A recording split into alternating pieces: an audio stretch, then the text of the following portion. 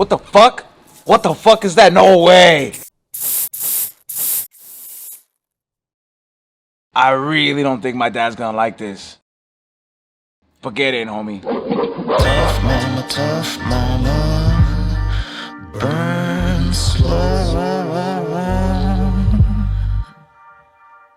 Tough mama, burn slow. When I get baked, gotta make my dollar grow. Take a stroll with my pre-roll, gotta burn slow. Jenny says, how did you get it so smooth? Every night, every day, we always gotta pull tight. These are the mini mofos by Tough Mama. Solventless infused joints, they're dope. Tough Mama knows what's best. What the fuck is our motto? Tough mama. These mini mofos pack a big punch. Tough mama, burn slow. Damn, they really do burn slow. Tough mama, burn slow. What's going on? I'm TJ Dillashaw. I'm here at BREALTV, about to jump in the Smokebox. A little nervous, not gonna lie. We're about to jump in the Smokebox with my man, the legendary TJ Dillashaw, our bro, you know what I'm saying? Gonna box it up. Wake me up when it's over. We're about to do this.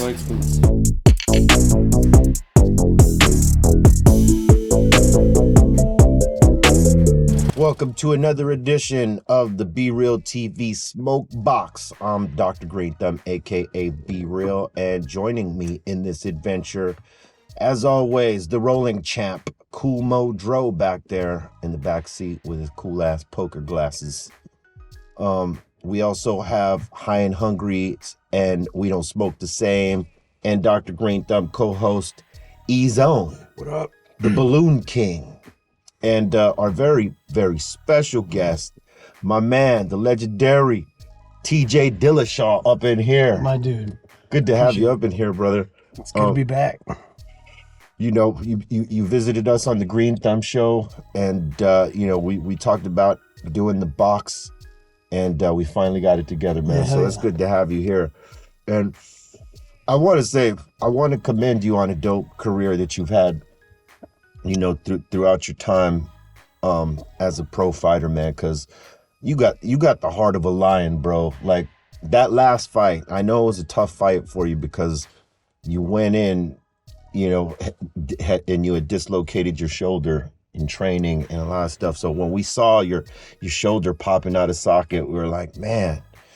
But the way that you powered through that, and you know, you didn't give up, man. That's heart, man, and a strong fucking will and mind, man. I gotta commend you for that, man. All respect. I appreciate it, man. It's a sport that's not easy to get into, and I feel like that toughness comes from being born into it and raised into the family that I was raised into, and just that never quit attitude. You know, no matter what you got going on, life's gonna throw some curveballs at you and fuck you over, but it's about pushing through it. You know, letting that fear push you into greatness. Was that the hardest injury you ever had to deal with? Like, you know, obviously going into the fight and then dealing with it during the fight.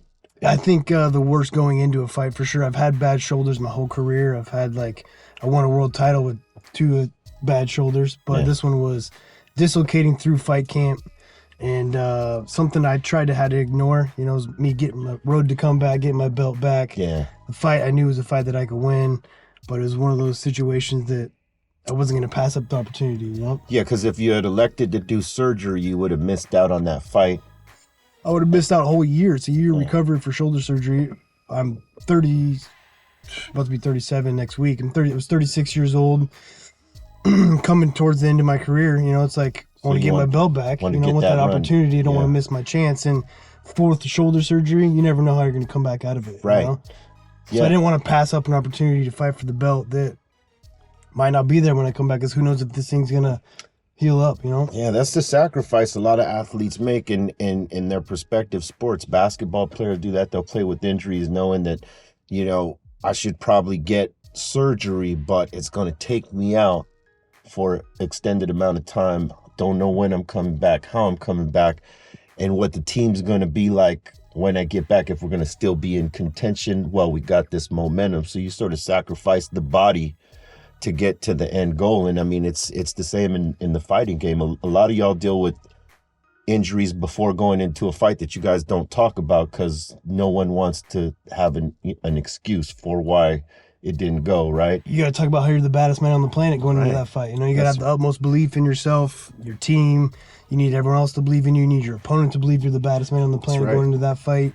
So yeah, man, you swallow down these injuries. I mean, you got to think about when we're getting ready for a fight, I have to fight to get ready. I don't just go run and imaginary fight. Like, I'm sparring day in and day out getting ready for a fight. So you're going to get injured. You know, most fighters go into fights injured. It's about how injured, right? So you pull out of fights, and if that would have been just a normal fight, I probably would have pulled out of it. You know, like, but that was a title fight. It was a title fight. It's a big deal. You know, I've been trying to get my belt back. It's a perfect opportunity. Great road comeback. Yeah, man. Just a tough one to swallow. Yeah, I know it is, man. I mean, it's sometimes the body does what it does, man, no matter what you want it to do.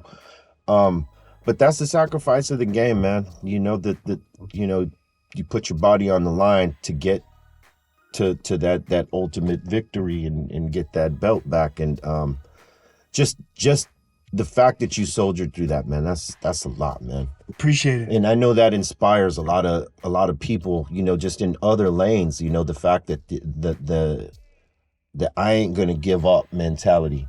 You know, that thing you say to yourself, like, you got to believe in yourself and that I'm the baddest motherfucker and I'm going to get through this. And that shit shows, and I think it's infectious. Other people see that and be like, man, I want to fucking do it like TJ. You know what I'm saying? And was there ever a fighter like that for you that you saw that was like, that motherfucker right there, he's got heart. If I'm going to do it, I want to do it like that. Man, there's tons of them, right? It's hard for me to list off the top of my head, or like fighter for toughness. I mean, it's endless, right? A lot of them. There's a lot, but I mean, the guys I looked up to when I was fighting was like Nate Diaz, or Nick Diaz, because that guy was always so real when he went to the cage. You know, his emotion, you never like his emotions were as real as they get. Yeah. Right? So I love watching him fight when I was coming in. Neither of them ran from a fight either. Never. Yeah. They were true fighting spirit, you know? Yeah. So those are the guys you see their fights too. They're knockout, drag out wars, they're cut, they're split open, they're bleeding everywhere, and they just keep coming. That's how they'll win fights, is they're always in your face. Yeah. They don't have that quit. They're just going to continue to keep coming forward. Even if they're getting beat up, they're coming at you, and it breaks people, right? Yeah. When you hit someone, you drop them or you mess them up and they get back up and they're right back in your face, it like breaks you, you know? It's crazy. So you try to be that guy. You try to be like, I'm a fucking dog. No matter what you do to me, I'm coming at you. What were you gonna say, Zone? Because I was gonna say, do you still have the same training camp? Because your camp is very like tight. Like every time you have those videos, like you're not always in like a gym. Like you're kind of like training. I believe it looks like you're home, and it's not. I mean, and anybody could just be like, oh yeah, training at home, but it's like, yo, bro, like whoever your trainer is, I don't know if you're related or not, but it's like that motherfucker looks like he works you, bro, and like everything's a very tactical thing. Like he really looks like he's serious about it. Like you run a very strict camp. Is it all still same camp? Same camp for the most part. You change, right? So when I first started my career, I was up at Alpha Mill, and it was one of those gyms. It's kind of like a puppy mill, right? Like you're running through fighters. Fighters are coming in and trying to make a name. And when you don't have a name yet, you have to get into those gyms. Not only you have to go through wars, and you got to go through them in practice. And so you got to surround yourself with guys word spreads about you if you do well, right? Yeah, and as well as like building the confidence and jumping into a fight. Like I need those practices where I'm getting beat. If I'm in a gym where I'm beating everyone, I'm never going to get better, right? Yeah. So Alpha Mill is where I started. And then I met Dwayne Lodewick, the guy you're talking about, is my head coach. He's been my head coach since 2012. We're family now. You know, we're not related. We look like we're related, but he's family, right? He's one of those guys that cares more about my career than I even do, right? And you can see that his OCD about me being better. And he sends me off to other coaches to work with because he knows it's going to make me better, even though he's my main coach. Dope. So that's really dope. So they like, is that like I guess like a common thing amongst fighters? Like do you like send them to like another camp, kind of like if you have exhibition match with soccer? Like, hey, let's just go see what's up in that turf. Some people just got different coaches within the camp, right? Well, yeah, I mean, I got 4 coaches that are just in my corner, and I probably got like 8 coaches that are throughout my camp. Like my strength conditioning coach, I got my jiu-jitsu coach, I got my wrestling coach, I got my striking coach, my all-around MMA coach. Like you only get to see like the 3 guys that are in the corner, but then there's a whole team behind you. Yeah. And then you start lining up the training partners. Like I said, they're gonna push you. And fucking egg, I'm gonna get stoned just sitting here. This is great. Yeah. We're like losing you back here. Yeah. Yeah, like this is how you tell them. I'm losing my voice. But you line up like the guys that are gonna be there for you, that you know that love you, right? Yeah. The guys that care about how your career is gonna be. But in the beginning, it's just testing yourself. Yeah. And then getting ready for a fight, you bring out certain fighters that can mimic the guy you're fighting. Yeah. All the from the length of that fighter to the tendencies of where they tend to move to, or what combos they throw, or when they're going for a takedown and things. Yes. All their little tendencies. Yes. You try that other fighter mimics those, so you can build off that, right? Yes, 100%. Was there ever a fight that you were winning by so much, you were beating the opponent so bad that you were asking the referee, hey, like, call this? Or was it always just beast mode? I'm just gonna finish you the fuck off. That's the way you got to go into a fight. Right. You got to be beast mode. Like the ref has to pull you off the guy. Yeah. You know, they always tell you, don't stop until the ref makes you stop. Yeah, because you never know. 100%. Right, In yeah. MMA, there's these crazy comebacks. We're wearing 4-ounce gloves. You could be winning the whole fight and you get clipped and you're done. Yeah. So you got to go until the ref pulls you off, and you might be beating some dude's ass, but you don't think about. I mean, Do you feel unfortunately, you don't like care about his well-being in the meantime. right? You know? Do you feel like the refs like sometimes are letting too many punches roll through when the guy's already done? That's a tough one, man. Because I've seen that in some fights where it's like, this dude's done, and the ref let him eat another like fucking 8 punches and shit like that. It's like, come on, you can't see that? We could see it. You care about these fighters' well-beings, but at the same time, that fighter never wants you to stop the fight. That's like, true. I get pissed if a ref's like, Right. a couple of times it's been stopped. I'm like, come on, man, I'm good. I can keep going. You know, Right. Let me. Like I told the ref for my last fight, look, my shoulder's gonna dislocate most likely. I know how to pop it back in the socket. Do not stop the fight. I'll get it back in. Yeah. I'm tough. As long as I continue to fight, let it go. Do you think the refs know the difference in fighters like that? That like, for for whatever, do not stop this fight. And some of those fighters have the tendency to start slow, and they're absorbing, and then in the last rounds is where they show out, right? Yeah. You sort of have to have that communication with the ref so he doesn't like stop this fight too early, right? Yeah, and the refs are so good now that they know who the fighters are. They've done their homework going into a fight. They know what fights they're reffing before the fight happens. And so if you're reffing a guy like Darren Elkins, that fool gets his ass whipped every fight. He's fucking split open. He's got damage tattooed across his chest. Yeah. But he comes back and wins. And so a guy like that, you gotta let the fight go. You gotta let him fight. Yeah. That's how he's feeding his family. Yeah. You know? We didn't get into this sport because we weren't fucking like, you gotta be tough. You gotta gotta be a sicko to get into this sport. Most fighters don't want to get bailed out. No. You're either settle for getting knocked out or having the chance to get up and coming back and knocking the other guy out. Exactly, man. I can understand that. It's a tough one. I mean, because when you put the type of training in that you guys put in sacrificing the bodies and the time away from the family and all that stuff, yeah, I mean, you want to give a guy a chance to win. Yeah. You want to give a guy or the woman a chance to win, because obviously there's the female fighters are going through that same shit too. 100%. Do you have a least favorite part of your career? Like, not necessarily like, I guess, the fights you've had, but just like, oh, this takes me away too much from my family, or... I mean, me getting to the age I'm at now, that's rough, right? I got a 5-year-old son he's told me 2 handfuls of times he doesn't want me to fight no more, because when I'm at fight camp, I'm not home just being dad. I'm like always thinking about my fight. I'm traveling to train in Colorado, like I'm gone, like. Yeah. And I do a long camp, like 10, 12 weeks. So that's 3 months out of his life, which is a very short time. Right. That where I'm not focused on being his dad and playing, Right. So he's told me, and that one digs deep, when my son tells me you don't want me to fight no more, it's like, damn, dude. Pulling strings. 100%, dude. It's like different when if I don't have the fire to fight, then I should definitely step away. Are you glad he's got no interest in it? Because some kids, they see their fathers, they want to do the same shit. I wouldn't say he's got an interest in doing that, but he's a tough little, like, he wants to fight though. He fights me all the time. I got him into karate now. He wants to do jujitsu, so he does want to do it, but he doesn't want me to be. It's not so much about. He don't want you to be away. Yeah, it's not about me getting beat up or like how rough the sport is. It's more the fact that he doesn't want me to be gone. Right. And when I'm in a fight camp, like, my mind is like, I'm 100% in. You got to be focused. Yeah. I mean, I got to wake up in the morning, think about like hitting the road running before whatever breakfast I'm going to make.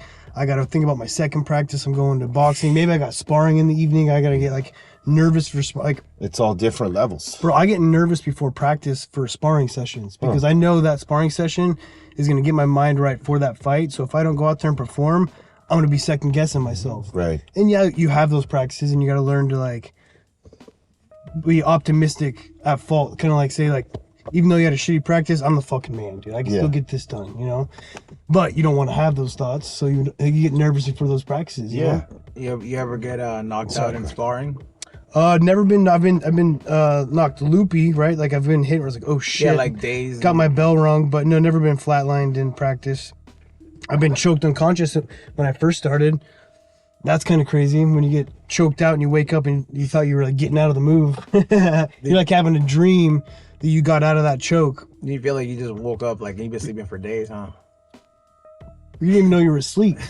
You wake up and you're like, you still think you're going. Like, so some of the guys you get rocked and they want to keep fighting because they didn't know they were out. Like, you don't know you're unconscious. So the moment you gas back, you're just back to it? And you're back to it. Like, I thought I was, like, when I got choked unconscious in practice, I remember, like, in a guillotine choke, this guy's got me and I'm like fighting it. And then I guess I go out, but while I'm like dreaming pretty much is like I'm scrambling out, I'm getting up on top, but then I wake up, my feet are in the air and they're holding my feet up like, bro, you all right? You good? It's like, oh shit, what happened? It's like, you got choked out.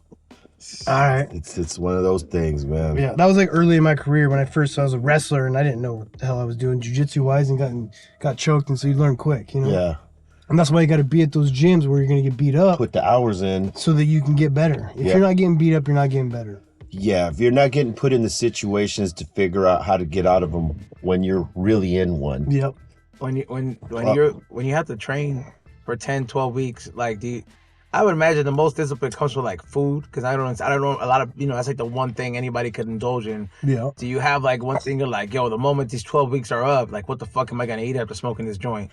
I used to be that way big time. I used to go through these binges, right? Like when I first started, when I was younger, even especially wrestling days, you'd make weight, and all you can think about is like what you're gonna grub on afterwards, and you're drunk asshole after the fights, you're eating pizza and donuts, and then you feel like shit, right? Because I've been clean, but now that I've gotten older, man, I've just stayed on a strict diet my whole life. You just stay on it and do your average cheat. Yeah, I mean, I'll drink after fights, right? I don't drink during fight camps, but I'll start having drinks and socially drink and stuff like that.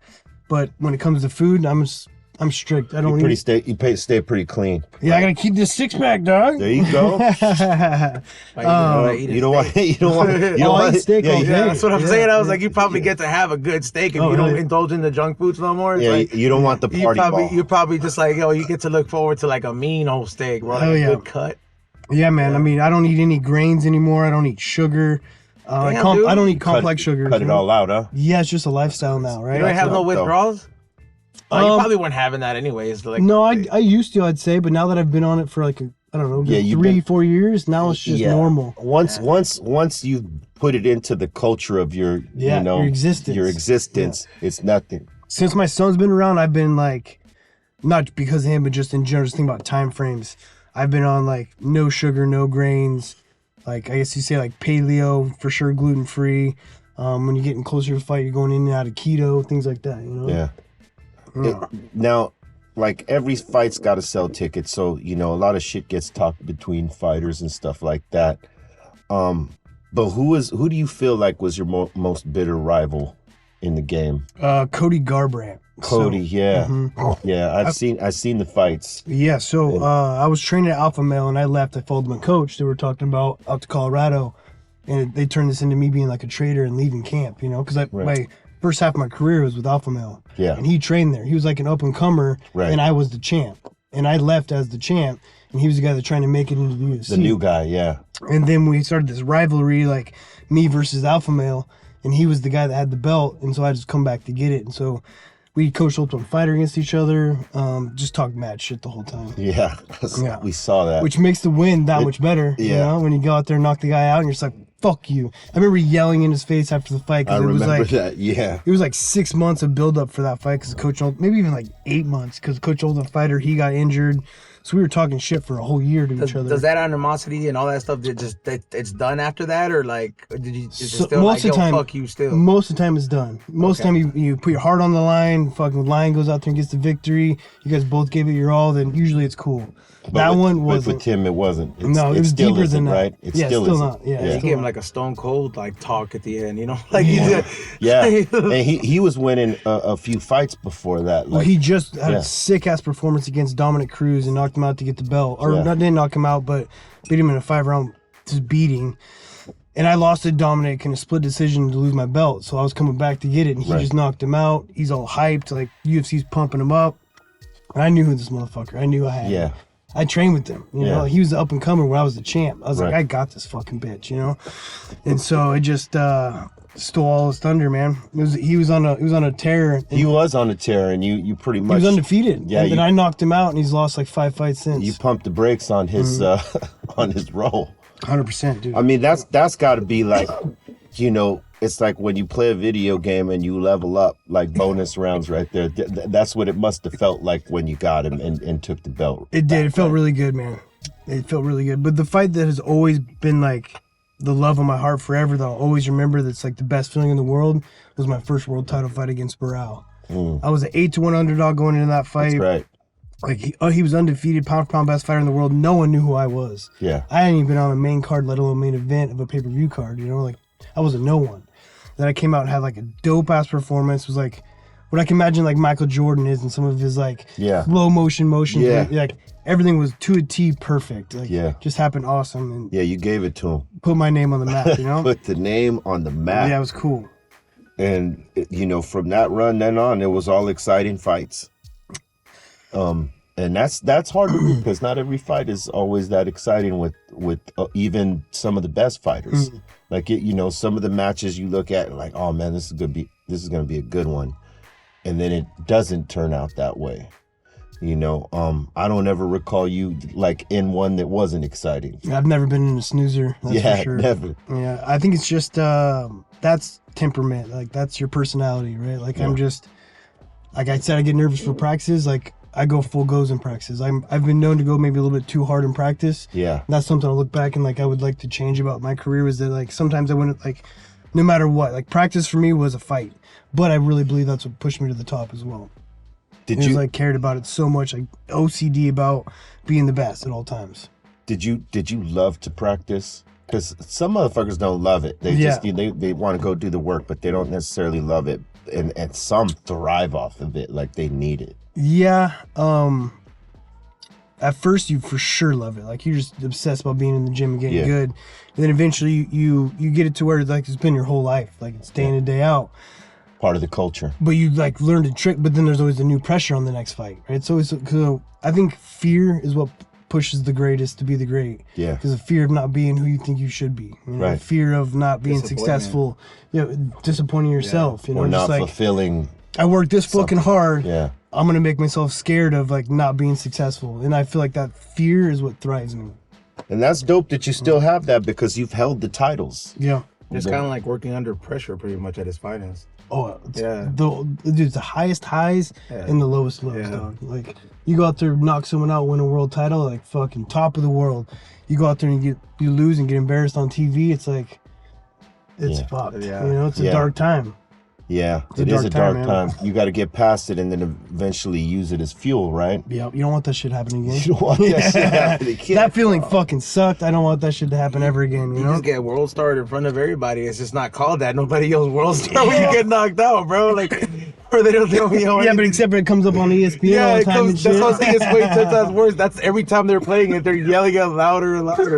I feel it like it would it be as bad as if like, okay, like you lost, but you put up a fucking, like, the fight was dope and you actually should have won. You got fucked out of a fight. Like a Rocky fight? Right? What was the question again? I love your coffin nut. I'm just saying, like, the feeling like that you would get, like, if you got embarrassed because you lost there. But that's if you had a bad loss, right? Yeah. But if you had a close fight where others actually said you won, Yeah. But that you got fucked out of a fight. Is that the same feeling? No, that's fucking anger. Yeah. That's like you're pissed off. Like, man, so it happened to me against Dominic Cruz, right? So I beat Barao. I was supposed to knocked out Soto. I beat Barao again. I was defending against Cruz. It was a really big fight. And it was a split decision. And I look back and I think I won 4 of those rounds, right? There's a lot of talk of like people saying you won the fight. That's a tough pill to swallow, right? Because like I win that fight. That's like millions of dollars, right? Like, you think, like the promotion, like continue to push your name. It's a big fight. So then I have to go back down and fight #1 contenders to get my belt back. So it's like, it's a tough one, you know? Yeah, man. I think I'd almost rather just get knocked out. Yeah. You know, that sucks too, but. Go out on the sword, right? Yeah. Most fighters want that. That's what you spoke to in the beginning, you know, like, don't count me out. Yeah. Let me finish the fight, whether I finish him or he finishes me. Yeah. Don't prematurely, like, take the victory from me. Exactly. Right? Yeah. Or from him or her, for that matter, right? Mm-hmm. That's the thin line of the game, right? Mm-hmm. Like, so after your fights and stuff like that, you know, how did you, like, go about healing up? Like, what was your rest and heal up? It depends on how the fight goes, you know. Well, if you win, there, you didn't take too much damage, right? I think after my win against Sandhagen, that was super close. That we almost went either way. That I beat him. I blew out my left knee in the first round. Oof, yeah.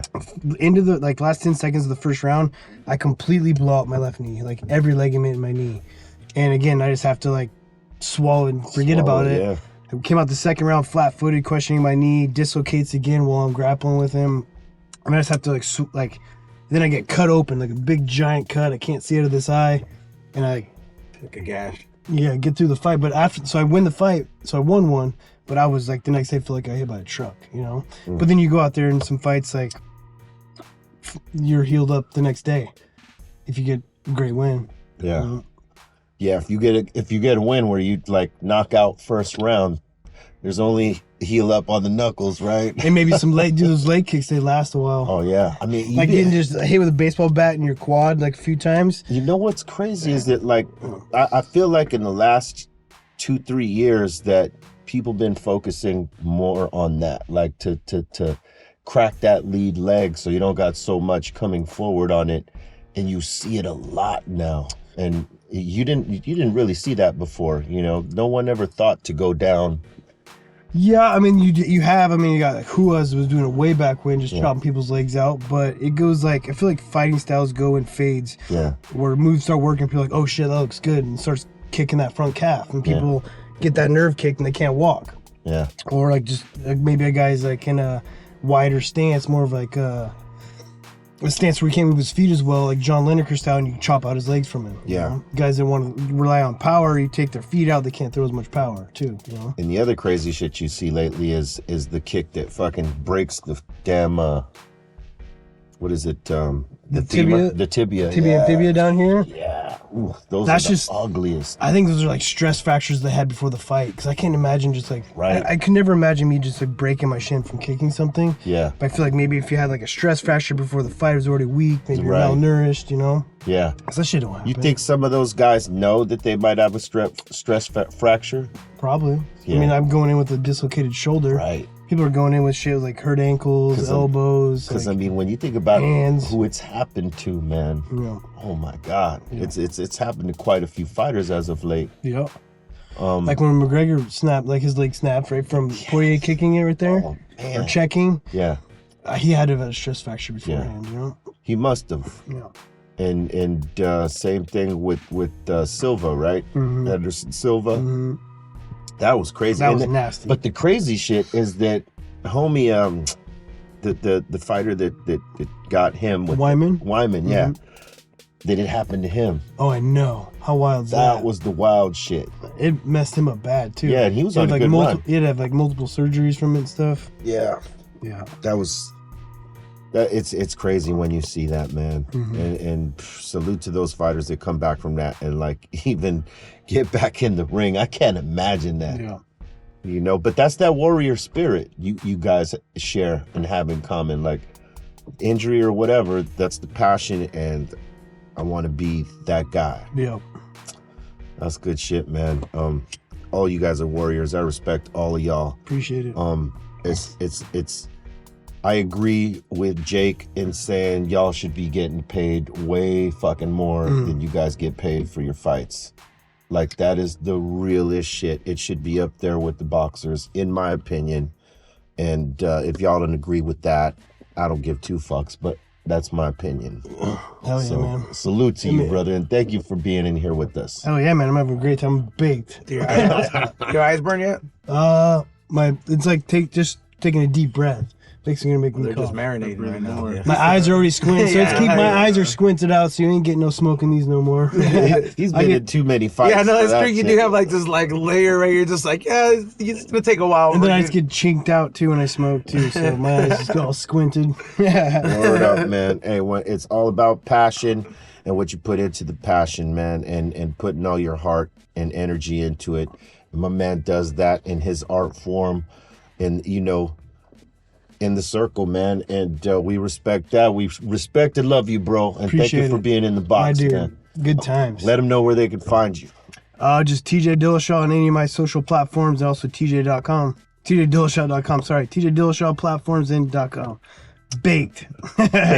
This has been another Smokebox. Thank you for watching. Leave a comment, share it out, subscribe to the channel, tell all your friends.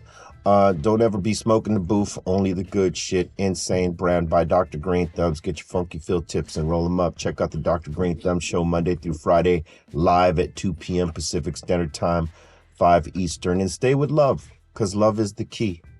One. You almost had a cough attack. Oh yeah, I almost did have a cough attack. He avoided the cough attack. Yo, I did.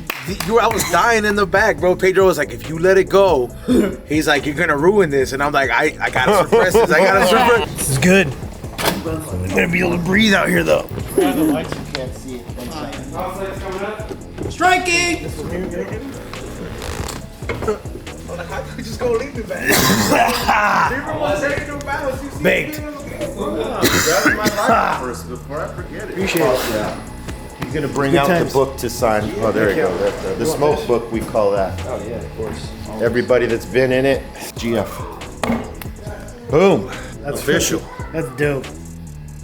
What's going on? It's TJ Dillashaw here on BREALTV. Just got out of the smoke box and I'm baked. Check it out. Got the heart of a lion, soul of a titan, mind of a genius, with fly with the heighten. All your senses is senseless, resistant, relentless. It's what they call you when your grind is endless. Let's get this. They say I'm psycho, I move weight like lipo. Got a big crib like Michael, out the window with a rifle. My wrist game on light show. I'm backstage with white hoes. I got pre-rolls in that red cup. That's key lime, don't like those. Got a full pack and we move that. Too aggressive, better pull back. Weight heavy, gotta run ready. My game steady, but you knew that. I'm too on, my crew strong.